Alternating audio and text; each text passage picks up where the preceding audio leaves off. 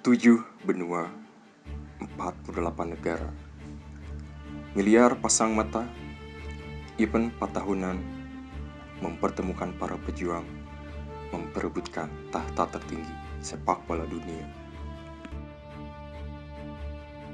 Halo teman-teman, kembali lagi di konten Pisah. Kali ini saya Dimas Tiar bersama Saya Fikri Ramdhani. kali ini kita akan ngebahas bola lagi dari perspektif budaya. Nah, jadi gini Pik, kemarin tuh sempat baca-baca ternyata di kawasan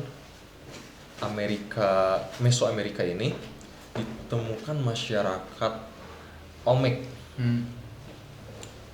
Masyarakat Olmec dan ditemukan bola karet tertua di sana. Bola karet. Nah, bola karet maksudnya yang dimaksud game. Bola karet ini buat apa? Buat masyarakat itu. Bentar, kalau misalnya maksudnya kan kadang di beberapa peradaban kan sesuatu yang dibuat itu biasanya ada simbolismenya yang kayak gitu-gitu. Nah, masyarakat ini bola karet ini buat apa tujuannya? Kalau untuk masyarakat Olmec ini yang Agin baca ya, itu cuman permainan. Cuman yang uniknya nih, masyarakat Olmec ini ternyata menginfluence masyarakat Aztec, masyarakat Maya, masyarakat Teotihuacan untuk gak hanya permainan bola karet ini ya, tapi juga permainan bola karet ini untuk selain permainan, hiburan, itu juga sebagai simbolis upacara Ritual. Gitu. And then fun fact-nya, nama masyarakat Olmec ini menurut bahasa masyarakat Aztec ini,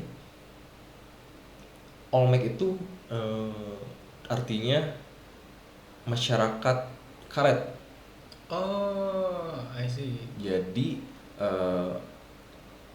masyarakat Olmec ini penghasil karet gitu. Banyak lah istilahnya temuan-temuan itu. Berarti dia di hutan karet hidup? Maybe itu cuman secara geografis nih. Iya, ya tropis juga kan. Mesoamerika terus juga banyak menginfluence masyarakat Aztec, Maya dan Teotihuacan ini. Kawasan itu ada di kawasan Meksiko. Yang sekarang jadi Meksiko, negara Meksiko. Yang sekarang jadi negara Meksiko tuh. Lebih menyebar luasnya di situ masyarakat peradaban dulu ini. Nah, menurut Fikri nih, apakah itu ada kesinambungan dari ke masyarakat Meksiko soal bolanya, soal permainan bola atau apapun gitu? Tapi ya kalau misalnya nanya tentang kesinambungan ya, maksudnya kan budaya itu pasti lanjut kan, dari budaya yang lama, dari formnya terus berjalan. Kalau misalnya bola kayak gitu-gitu, setahu orang kan bola pertama dimaininnya di Eropa. Kalau nggak salah, maaf kalau salah juga. Tapi kalau misalnya ngelihat kayak gitu, kayaknya bisa jadi kemungkinan bola karet ini yang inspirasi sepak bola pada hari ini, atau permainan bola-bola di kemudian harinya. Soalnya ya itu balik lagi kan, bahan dasarnya juga sama, karet. Betul. Iya kan. Nah, mungkin secara dulu mungkin ada orang-orang dari Meksiko, maksudnya dulu Meksiko lah, mulai dari Olmec ke Aztec, Teotihuacan dan Mayas dan eksentral lah dan sebagainya. Kan negara itu juga termasuk negara yang dimasukin sama kolonial Spanyol kayak gitu. Jadi kemungkinan ada kemungkinan kesana juga mungkin. Ya tapi kalau menurut orang ya pasti ada. Ya kan inspired mah bisa di mana aja, bisa dapetin dari mana aja. Tapi khususnya soal bola ya, bola. Bener sih, karena bola ini memang terinspirasi dari Eropa atau era kolonial dulu gitu. Apalagi masuknya kolonial Spanyol ke Meksiko itu ternyata sangat berpengaruh gitu. Dari segi bukan hanya soal penjajahan atau mencari keuntungan di alam ya, karena Meksiko ini tanah subur loh, karena mungkin geografis, terus cuaca juga, tapi juga mempengaruhi soal contohnya bahasa di Meksiko itu bahasa Spanyol resminya. Betul. Walaupun ada 68 bahasa lainnya, berarti ya mungkin bahasa-bahasa daerah-daerahnya. Ya, pasti itu juga ada campuran Spanyol. Tapi tetap era kolonial ini yang membuat masyarakat Meksiko itu apa ya, lebih ke arah campuran. Campuran. Campuran. Iya. Nah, jadi masyarakat mezzo, mestizo. No. No. Masalah. Itu udah baik. Itu santai-santai cerita. Mestizo. Masyarakat mestizo bukan? Nah, itu mestizo, karena mestizo ini istilahnya mix antara, bukan rasis sebenarnya mestizo itu, cuman mungkin pertemuan budaya yang ya salah satunya akhirnya darahnya pun bercampur dan sebagainya. Akhirnya mestizo ini pertemuan dari budaya Eropa dan Meksikan lah. Yeah. Tapi kalau misalnya kayak gitu, kalau misalnya mana nggak nyebut rasis ya, tapi maaf, maksudnya kan secara, kalau misalnya dilihat secara peninggalan kolonial, kadang kolonial itu ngebentuk strata. Kalau misalnya dilihat-lihat ya, maksudnya di berbagai kebudayaan termasuk di Indo dulu kan juga kan kayak gitu, maksudnya ada yang kalangan Puritan sebagai European, terus ada yang sebagai European half Eropa dan half pribumi, terus ada yang pribumi kayak gitu kan, maksudnya. Nah, di Indonesia juga dulu kan kayak gitu. Nah, kalau misalnya ngeliat mestizo kan, maksudnya ada yang kayak gitu pasti nggak jauh juga dari rasisme. Betul. Dari kolonial ke bawah-bawahnya kayak gitu. Nah, mungkin kurang lebih ya, karena itu tadi sepak bola itu juga sebagai bahasa perlawanannya, karena banyak era kolonialisme ini pastilah istilahnya banyak masyarakat akhirnya ada strata lah, masyarakat sosial di bawah pastinya inilah menunjukkan eksistensinya ya. Salah satunya mungkin dari sepak bola gitu, karena kalau kita lihat juga kayak Brazil dan sebagainya pun itu berangkat dari strata sosial paling bawah gitu. Akhirnya sepak bola ini jadi istilahnya identitas suatu negara, atau bisa dibilang nasionalisme, bisa jadi bentuk nasionalisme. Bisa dibilang kayak gitu. Soalnya mungkin ya beberapa kebudayaan ngelihat sepak bola itu fleksibel gitu. Maksudnya walaupun mereka kadang melihat sepak bola sebagai game doang gitu atau permainan doang, tapi kan sepak bola sangat mudah dilakukan. Pertama kayak bisa di jalan ya, maksudnya kayak masyarakat Brazil juga kan mereka di ruang sempit bisa bermain sepak bola jelas. Sama aja kayak di Meksiko, maksudnya walaupun era kolonial dengan segala macam intrik dan politik di dalamnya kan, mereka juga bisa membuat permainan sepak bola hadir. Orang mikirnya sepak bola di Meksiko ini sebagai bukan lambang perlawanan malah, tapi lebih ke ini lambang ke apa ya, dari putus asa lahirnya sepak bola itu. Maksudnya kayak bukan penghambaan, lebih ke rasa buat ngeluarin hal-hal buruk di dirinya, ngerti nggak? Oke. Ya contohnya mungkin kayak ritual lah, tapi kalau ritual kayaknya kan terlalu bisa dibilang terlalu agamis lah misalnya.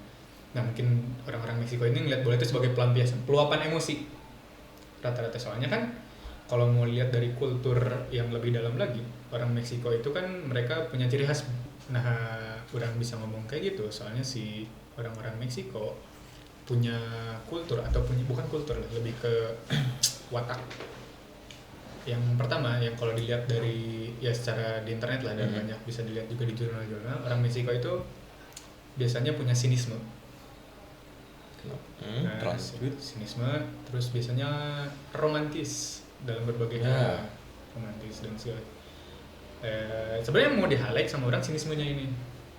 Soalnya rasa sinisme ini bisa akhirnya berujung ke rasa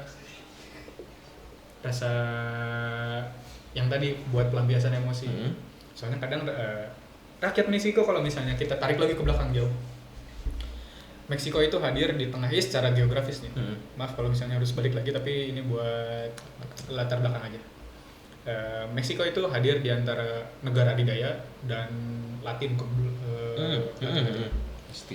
Jadi kan kalau misalnya ada beberapa hal, kalau misalnya mana dekat sama negara adidaya atau superpower, mana itu pasti jadi jalur transitnya hal buruk. Ngerti nggak? Maksudnya kan kadang negara adidaya itu sebagai negara pengkonsumsi hal-hal yang berbau negatif lah, atau narkoba yang kayak gitu-gitu ya. Makanya di Meksiko banyak Ya adalah itu. yang kayak gitu Industri seperti itu. Nah, soalnya itu karena kebutuhan Amerikanya. Nah, makanya hadir rakyat Meksiko punya sentimen apa tadi? Sinisme. Sinisme. Soalnya mereka udah mulai bukan nggak percaya sih, rendahnya kepercayaan pada governmental atau pemerintahan atas yang kayak gitu-gitu. Terus kan mereka kadang yang jadi ngebuat mereka itu bukan ngerendahin diri, tapi ngerendahin harapan, tapi masih membuka harapan tadi kan. Harapan ada tapi nggak tinggi kayak gitu buat hidup atau segala macam kayak gitu-gitu. Nah, sepak bola hadir sebagai pelampiasan hal itu. Jadi makanya kalau maneh ngelihatnya dengan watak-watak sinisme, kan sinisme mengarahnya pada marah dan lain segala macam. Yang hal ini bisa bukan hal diaplikasikan sih, lebih diaplikasikannya kepada bola kalau orang lihatnya. Maksudnya secara mungkin kalau dilihat dari permainan beberapa tahun ke belakang, Meksiko kelihatan seperti orang-orang marah yang main bola. Mungkin ada seperti itu, tapi orang juga nggak tahu kalau menurut Gim kayak gimana. Nah, mungkin kalau lagi mau menambahkan nih dari perspektif Fikri soal geografi yang istilahnya diapit oleh bangsa-bangsa besar lah, bangsa-bangsa Amerika pastinya di negara tersebut itu khususnya Meksiko.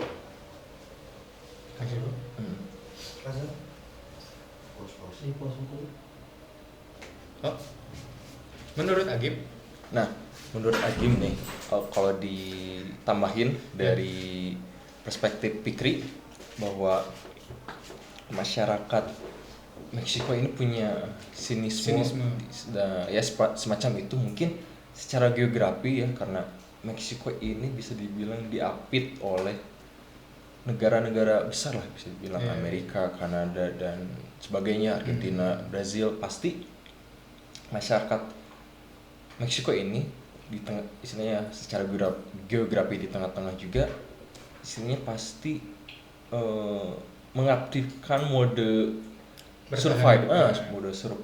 Jadi negara itu harus berjuang lebih ekstra malahan, karena ya mereka diapit negara-negara besar, dan wajar kalau punya ya sinisme atau ya semacam itu gitu. Terus juga kalau dikorelasiin juga karena Meksiko ini istilahnya ya penjajahan Spanyol. Pasti banyak budaya-budaya Spanyol yang masuk ke Meksiko gitu. Entah itu dari budaya musik dan sebagainya, tapi kalau dikorelasiin ke permainan sepak bola, ya permainannya istilahnya cantik gitu. Jadi cantik, dan bisa dibilang singkatnya mereka permainannya kasar, khas Amerika Latin, keras dan sebagainya, tapi tetap cantik secara permainan. Itu sih yang menurut Agim mencerminkan sepak bola Meksiko ya, secara cultural itu sih. Tapi orang boleh ngebantah nggak statement Agim? Maksudnya kalau cantik kan relatif di sepak bola kan. Entah misalnya Jose Mourinho bilang dia cantik itu dengan cara ngedefense misalnya, atau Pep Guardiola ngomong bermain cantik dengan passing-passing kecil. Nah, kan kadang buat beberapa waktu ke belakang Meksiko kan gak ngelakuin hal itu.